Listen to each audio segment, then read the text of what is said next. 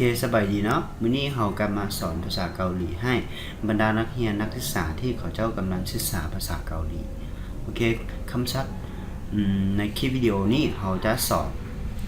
วิธีอ่านคำศัพท์และแปลคำศัพท์ให้เนาะและต่อไปคลิปวิดีโอที่เรากำลังมากับวิธีเยจาอาอโยเราจะอธิบายดูนั้นให้เนาะและมื้อนี้พวกเรากับเข้ามาเรียนตัวคำศัพท์นี้ก่อนโอเคดานนอกแปลว่าคำศัพท์ฮางกุกก่อแปลว่าภาษาเกาหลีโอเคคำศัพท์ที่1เนาะคาสุแปลว่านักฮ้องคำศัพท์ที่2อากิแปลว่าเด็กน้อยอากิเด็กน้อยเนโมเจียนกเนโมคำศัพท์ที่4ทาลีแปลว่าขาทาลีแปลว่าขาโซลีแปลว่าเสียงดังโซลีแปลว่าเสียงดังโมจะแปลว่าหมวกโมจะแปลว่าหมวกอาปอจีแปลว่าพ่ออาปอจีแปลว่าพ่อ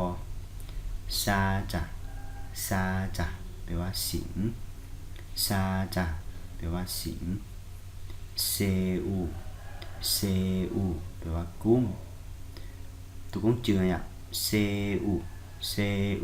แปลว่ากุ้งจีอูเกแปลว่ายำลึกจีอูเกโอเคคำศัพท์ที่ชิมาแปลว่ากระป๋องชิมากระป๋องคำศัพท์ที่2โคแปลว่าดังโคดังคำศัพท์ที่3ทาโจนกกาจอกทาจอกนกกาจอกสี่โพโตมาอางุ่นเนาะโพโตอีสอโยมีมาองุ่นบ่โพโตอีสอโยมีมาองุ่นบ่โอเคโฮสุแปลว่าทะเลสาบโฮสุทะเลสาบเนาะโอเคคำศัพท์ตัวนี้ผมมีคันอธิบายเด้อเพราะว่ามันบ่ยากเนาะพ่อกัดมาทอนคืน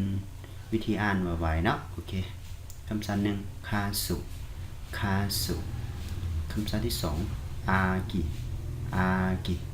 คำศัพท์3เนโมคำศัพท์4ทาลีคำศัพท์ที่5โซลีคำศัพท์ที่6โมจะคำศัพท์ที่7อาปอจิคำศัพท์ที่8ซาจะคำศัพท์ที่9เซอู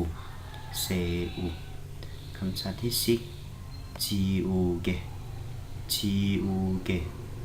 คำศัพท์ที่11ชิมาคำศัพท์ที่2โคโอเคคำศัพท์ที่3ทาจกคำศัพท์ที่4โพโต